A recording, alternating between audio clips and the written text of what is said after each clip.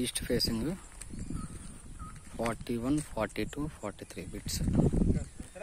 East facing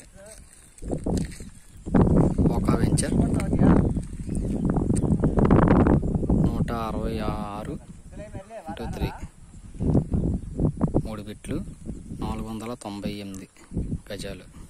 east facing 3 బిట్లు. ఇది road.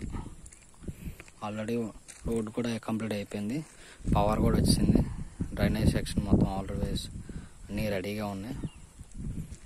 Drainage section